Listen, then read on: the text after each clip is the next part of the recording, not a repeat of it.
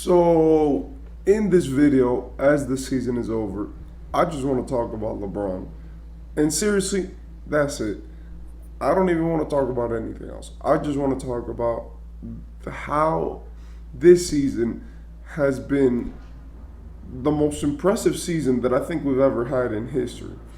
As the season is coming to an end, there are about 6 games left. I expect LeBron to rest for most of them. For some of them, if they secure the position they want. If not, then I expect him to play. And I don't want this video to jinx anything or for him to have any performances which are bad after this. But this season has been the single most impressive season that I've seen, I think, ever. Dude is 39. He's a complete beast. He's playing 35 minutes a game, which is more than he was playing in some seasons a few years ago with the Lakers.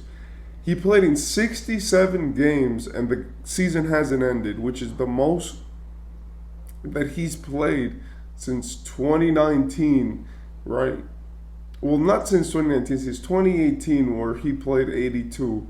And that's more games than he even played in 2012 when he won the freaking MVP award with Miami. And he had that legendary run where he won the championship that season. He played 67 games, shot 53% from the no, 54% from the field, 42% from three, 25 points, 8 assists, 1.2 steals, a block, and 7 rebounds. And I just want to speak on the greatness. And I know that a lot of people say glazing. A lot of people like to not give him his praise. But this is crazy. And the more that I really think about it, the more I really say, like, we are watching a one of one, one in a billion type of basketball player. A guy who can be this consistent, this good, for this long, never fall off, never have like a real, stain on his name apart from that live stream that he had the other day. But even then, it isn't, I don't think, the same. And this guy has just been the best player in the league now for the past 20 years.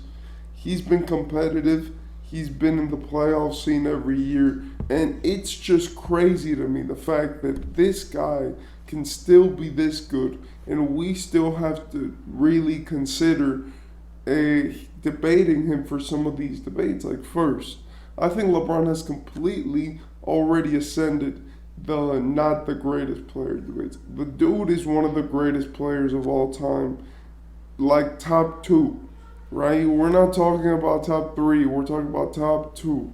It's him and Jordan. It depends on how you want to say it, because some people say Jordan is better. Some people say LeBron is better. And that's just a matter of opinion at that point, because I think that they both have made the arguments very close. And that's what I wanted to talk about. Because at this point with LeBron, it's not even, oh yeah, LeBron has, is the GOAT or is not the GOAT. But the point is that he has made the argument so close between him and Michael Jordan, or even if the old heads are never going to admit it, or even if some of the people are always going to be a Team Jordan, he has actually changed the narrative of the GOAT debate. And that is something that we had never seen before in NBA history. Before, we saw a lot of players, right, which always had a particular, tendency to go and make themselves part of debates which they were not really a part of, right? And it was like we saw it with a lot of the 2000s players like Shaq, or whatever, that those guys at the moment were like, are these players going to be some of the greatest players of all time? And in the end, they were some of the greatest, but they were never the greatest. They were never the best. They were never the number one. And that is something that you definitely have to attribute to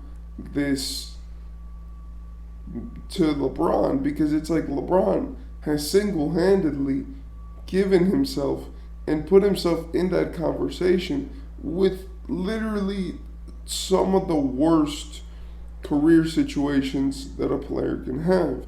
I know a lot of people are going to talk about big threes and teams, but let me say something. Any other player in any other sport who just is too loyal to their team normally wins one championship and then they lose everything. And I want to say that with some emphasis because it's like, look, LeBron is probably the Aaron Rodgers of basketball if we really look at it in that way.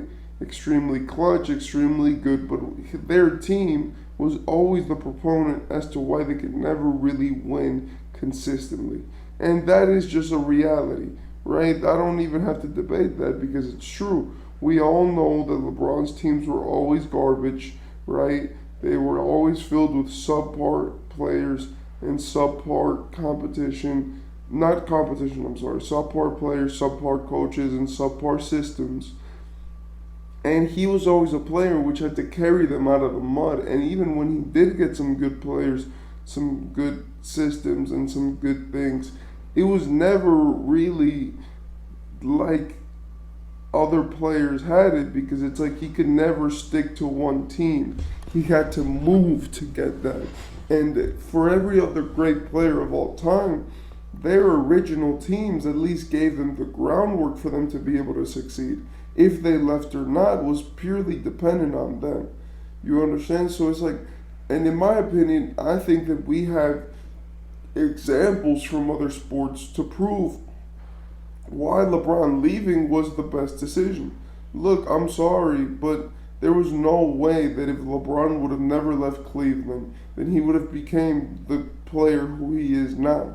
He probably would have maybe won one championship, won a Dirk Nowitzki style championship, and probably that would have been the biggest highlight of his career, and that would have been like where his greatness was capped off at. Leaving Cleveland, as much as it was a backstab, the decision, the whatever, and it was like we have to look at that in retrospect and go, what did he do with that decision?